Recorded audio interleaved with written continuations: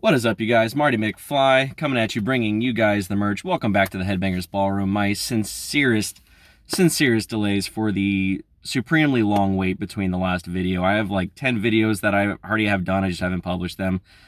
It's definitely a tough part about residency. When you try to want to do a little bit of other things outside of work, it's pretty tough. We're down to the wire, though. 3 months left of internal medicine residency, and we'll be done. Thankfully, we have lots of metal, lots of good tunes to keep us busy in the interim. Like I said, I have a bunch of videos ready to go. I just need to actually sit down and just publish them. Right now, I just wanted to do a quick video for you guys. Today is the release day of none other than Metallica's 72 Seasons. This is their latest release since the very last one, which came out, I think we're going on like, what, 5 or 6 years now. It's definitely been a while since that last one. Anyway, 72 Seasons. It came out at midnight last night on Spotify, Amazon Music, all that good stuff.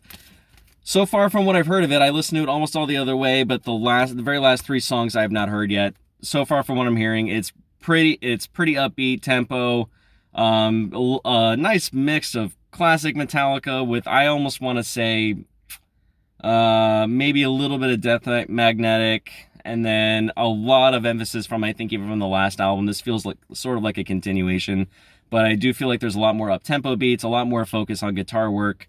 There is some just straight up good, like, chugging riff songs that you just bang your head to, especially, like, I mean, if you go from, like, 72 Seasons, which is a super long song, but I'm glad it's actually very well done. But, if you got songs like If Darkness Had a Sun, you got Lux Eterna, those are some just straight up jammers that, they're going to play live, more anthemic. So, overall, from what I've heard of it, I'm really enjoying it. This is for how long this band has been playing, I'm really happy. This is the limited edition Indie Retail Midnight LP. What I might do is I might do a little short and just show you guys what the picture looks like on the record player. I picked this up at Kingfish Records over in Clearwater, Florida. It was pretty nice these guys had a pretty decent amount of copies, but, as soon as this came out, people were coming into the store and buying them, so they did hold some for the 4 o'clock release time, which a lot of the record stores across the country are doing. Some of them did, kind of like a record store day thing today, starting at 4 o'clock, where they'll play the album. There's merch. A lot of the record stores were actually given additional props to kind of go with it. So, there's posters, there's slip mats, there's a bunch of other things. Some record stores last night, I know, like Park Avenue CDs, they did a midnight release party. They actually had a nice long line out the window, and then they actually brought in the vinyl. You could have picked up there. That's in Orlando, Florida. But this one was at Kingfish Records. Big shout out to those guys. Those guys are great. I think even like Sound Exchange did one at 4 o'clock, but it's a little bit of a distance for me, so I wasn't able to get over to those guys, unfortunately. So let's go over some of the props. So this is the caution tape that they actually cut up into big segments, but as it says, Metallica 72 Seasons. This is the caution tape that came with it. But what I was really excited about the most, I didn't get a poster this time. I probably should have just went back inside and asked. But one of the most exciting things for me, I'm an avid collector of guitar picks, and that is the guitar pick pack that came with this. So we got 2 yellow and 1 black. It says Metallica 72 Seasons. Pretty awesome to actually have those. I have a nice little wall display. I think you can get those on like Amazon and other things, but there's a pretty nice wall display that I have of all the guitar picks I picked up at shows from bands, etc. So we actually got some pretty solid guitar picks that came with the pack, and of course the caution tape. There's posters, slip mats. There were some other things that I had, and I think they were reserving those for the guys that couldn't pick up a copy because they sold out pretty fast. So like I said, shout out to the guys at Kingfish Records over in Clearwater, Florida. I know Sound Exchange was doing it. I know Mojo's over in Tampa was doing it. Record stores all across the country. This is like a record store day thing for Metallica. I really love how they set this up. This is especially for metalheads. I know with the last couple of releases from bigger artists, not bigger, sorry, but big artists. I know Taylor Swift. I know Tori Amos, and there's a couple other ones that this year record stores are starting to do release days, kind of like record store day for individual bands. So the lines outside for the Taylor Swift bonus 7-inch that came out, I think like last year, the line at Park Avenue CDs was like down the block. I mean, there was hundreds of people in line to get this bonus 7-inch that they were doing a raffle for. And then there was one for Tori Amos, that was like a while back. And then there was one more just recently that they did. So I really like to see this happening, you know, where record stores are getting together and, you know, they're getting together with the artist and they're giving basically fans a different way to try to get into the music and listen to these bands and get really excited about release days, because with everything going digital, you know, there is a lot of convenience to digital, but I feel like we're almost missing that little bit of thing that, you know, when I was in high school, when I finally had a car, I had friends that had cars, we would wait around patiently because record store days and release days used to be on Tuesday. That's how far back that goes. It was switched to Friday, I want to say, like 2007, 2008, somewhere in there.